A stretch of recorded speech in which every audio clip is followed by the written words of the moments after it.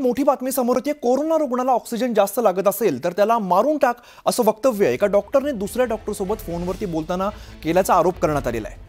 2021 मधील कोरोनाच्या दुसऱ्या लाटेत ही ऑडिओ क्लिप व्हायरल झालेली आहे आणि लातूर जिल्ह्याच्या उदगीर शहरातील या घटनेप्रकरणी डॉक्टर शशिकांत देशपांडे यांच्यावरती गुन्हा दाखल करण्यात आला आहे। उदगीरमधील दायमी कौसर फातिमा या कोरोना पॉझिटिव्ह झालेल्या होत्या आणि त्यामुळे त्यांना उदगीर शहरातील कोविड सेंटरमध्ये दाखल केलेलं होतं।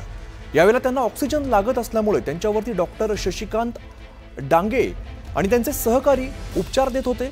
यावेळेला शशिकांत देशपांडे यांनी डॉक्टर शशिकांत डांगे यांना फोन केला आणि दोघांमध्ये काही वेळ कामाचं संभाषण झालं आणि त्यानंतर जातीवाचक शिवीगाळ करत दायमीला मारून टाक असं बोलल्याचा आरोप करण्यात आलेला आहे।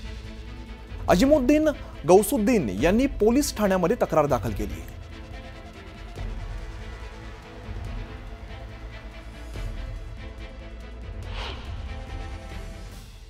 बोलून घेऊन राहून घ्या, पेशंट काढायचं बघ थोडं। पेशंट काय ऑटो कॉन्सन्ट्रेटर रिकामे आहेत का काही? नाही एक बी नाही।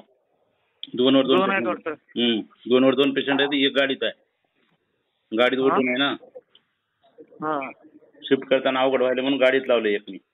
अरे मध्ये कुणाला जाऊ देऊ नको, ते दायमीला मारू टाकी काय मायला तुला पहिल्यापासून सवय आहे तुला गरज करायची।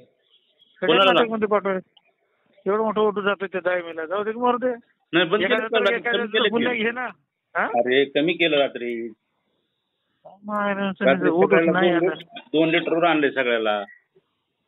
बघा कमी करा, मागू नका आम्हाला काय। डॉक्टर शशिकांत देशपांडे यांनी संभाषण करत त्यांच्या दवाखान्याच्या नियोजनासंदर्भात बोलत एक शब्द बोलले की त्या आयमीच्या पेशंटला एवढा मोठा ऑक्सिजन लागला आहे, त्याला मारून टाकी आणि तुला मारण्याचं लईच सवय आहे अशी भाषा वापरली। तेव्हा डांगे साहेब आणि मी बी अवाक झालो। त्यावेळेस मी त्यांच्यावर कारवाई करावं म्हणलो, पण माझं पेशंट आजारी असल्यामुळे आणि आम्ही हातबल झाल्यामुळे डॉक्टरलाच आम्ही देवासारखं मानल्यामुळे मी जाऊ दे म्हणलो, आता माझे पेशंट तिथे ॲडमिट आहे। सदरची क्लिप स्वतः ऐकल्यामुळे पोलीस स्टेशनला येऊन तक्रार दिली। त्या तक्रारीच्या अनुषंगाने भारतीय दंडविधान कलम 116 आणि 295 म्हणजे चितावणी देणे आणि धार्मिक भावना दुखावणे या कलमाखाली गुन्हा दाखल झालेला आहे आणि सदर गुन्ह्याचा तपास चालू आहे। कायद्याप्रमाणे नोटीस दिलेली आहे, त्यांच्याकडे तपास चालू आहे आणि ऑडिओ क्लिप बाबत ही तपास चालू आहे।